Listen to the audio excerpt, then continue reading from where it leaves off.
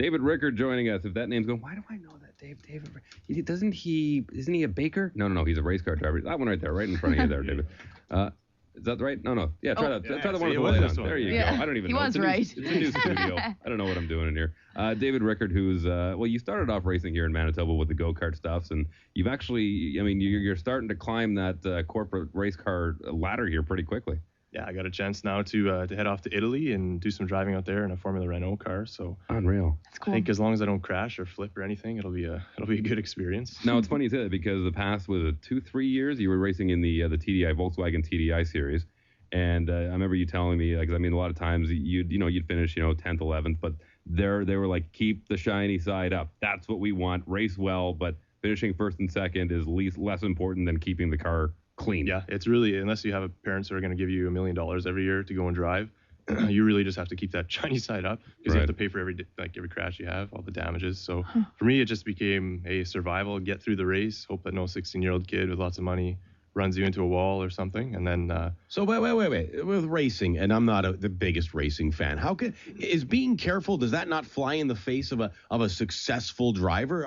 Aren't the really good drivers not afraid of crashing, and that's what makes them great? Yeah, but if you crash in the second lap, then it becomes a moot point, right? Like, you could be the fastest guy in the world over 1 or 2 laps, but then if you're in the wall, you're screwed. So at this level already, you're at the point where most guys have a decent enough head on your shoulders that every risk you take is somewhat calculated. And sure, there comes a point where if the championship's on the line, then maybe just throw caution totally to the wind and go full out. Right. But for right now, it's more just be smart about what you do and then laugh at everyone else that crashes and take some points. Fair enough. At what point does it come down to, okay, I don't have to worry about this anymore. I've got enough sponsors on board. I'm in a big enough circuit now where they're just like, go out there and be as fast as you can. Yeah, I think Formula One is ultimately that point. Even in things like IndyCar, guys are having to come up with their own funding in some fashion or another. So if you crash the car, you're out big dollars at that point.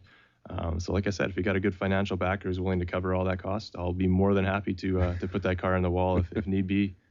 Polar in the wall is kind of a good theory to work off. Well, speaking of which, you got yourself some new sponsors here. Why don't you throw them a good chance for you to get to some of your sponsors to plug? Yeah, absolutely. And they're local companies too, which is fantastic. So when I get to head out to Italy, I get the local backing. I got Silver Jeans Co. is a big one. Speed World here has helped me out in Velocity Branding, doing my website. So it's really just a big group effort of people just helping me out and getting me there. When do you go to Italy?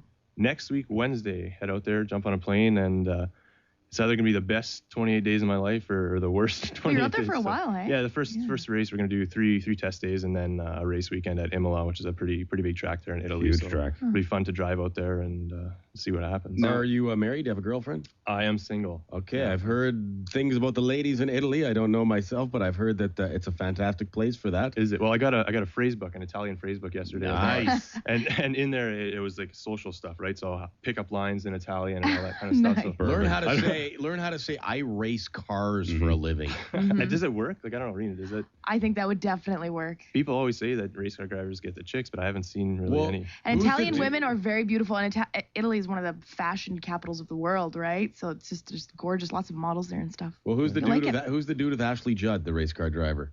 Dario Franchitti. Yeah, he's doing all right. Now, and for those who don't know, because last year, you were in the Volkswagen TDI, you were racing those cars, which are essentially the cars that you can see out on the road. A little bit different now. I mean, you're moving up speed, open-wheeled racing now. So, I mean, that tell us the difference about that. Yeah, the Formula Renault car is an open-wheel single-seater car. So just like a Formula One or Indy car, a little bit less horsepower. Yeah. But obviously about 10 times faster than any road car you would get into. I think the 0 to 160 kilometer number is even better than the Bugatti Veyron, I think, which is one of the fastest road cars. Production car in the world. I'm sure it'll make me think twice a couple of times when I'm out there. But. Well, the Indy circuit, I don't know, does it still go to Edmonton? I think they do, yeah. I think it still races through the airport there. When I was living out there, they came to town, and I got to go for a trek. They took me I wasn't driving, clearly. I was in they have a little buddy seat in the back, and they take you for a drive around the city of Edmonton in one of these open wheel cars. Oh, that's cool. At heavy duty speeds. It's pretty friggin' scary because there's not much to these cars, and there's buses and trucks driving by you. Is that legal or what? I don't know what legal is. You just take it and go? They went through the drive-through. Stop and get some McDonald's. Apparently it was legal. It was scary, though. That's awesome. Mhm. Yeah, and cars can go so much faster than you think that they can go. And so that's half the fun for me is when I get to take a passenger in a road car. It's phenomenal to see their reactions. It's a real eye-opener, I'll tell you. Yeah. No, obviously Formula One, that's the goal. That's the NHL for you. But I mean, like what's next from here? If you do say you go over there 28 days and they go, David, you're fantastic. We love you. You're racing well. They put you where? They would say, give me some more money. And then once I'd find that money, then hopefully the goal is to get into Formula 3, which is kind of, if you're looking for hockey analogy, it'd be like junior hockey, I would say. If you can do Italian Formula 3 championship, if you finish first, second, or third, then you get a test drive in a Ferrari Formula 1 car. Wow. So in the world of motorsports, it really doesn't get any bigger than Ferrari and Formula 1. So you're on the brink here. Like, I mean, so we'll see. I mean, yeah, if we get the funding we need for next year and to move forward, then you have one good season and you're there. Okay, so I'm sure there's some businesses out there right now going, this sounds like a pretty good venture. This guy sounds like he's got his head on his shoulders and he knows what he's doing out there. How do they contact you if they want to get involved with sponsorship? The best thing to do is just go to my website, which is www.richertracing.com. Now spell that because it's spelled a bunch of different ways. Yeah, Richert Racing. And so if anyone wants to stay up to date on what's going on while I'm in Italy and stuff, I'll post some video blogs and try and make up some fun stuff there so they can visit the site and check it out. Now, if you could show us who you're having breakfast with, from the night before, a few Italian women, get them to say some Italian words on those blogs, that would be great. Yeah, I'll see what I can do for you. Yeah, definitely. Hey, now, was it last summer you got a key to the city from Mayor Cates? Yeah, well, he just he had me come and help unveil that Welcome to Winnipeg sign that we did there. So he's just been a phenomenal supporter of my career. And that's what I mean when I say it's the whole city that's been helping me out to make this happen in some fashion or another. So I definitely couldn't have done it without anybody, which is why I brought my helmet here for you to sign it. You're doing this again. That's right. Yeah. Now, who else is on there? We've got literally a little bit of everyone from other people here at Power, CJOB, to politicians, other members of the business community, and those who've helped me out in some fashion. So Did you get Dan and Gabe on there? Could we get that to happen? Like, that would be Gabe. That would be sweet. Gabe's a big fan of the show. Gabe, we need you to sign David's helmet before he leaves for Italy. Go to his website and find it. That'd be worth like a second a lap, I would think. Is Danica Patrick on there?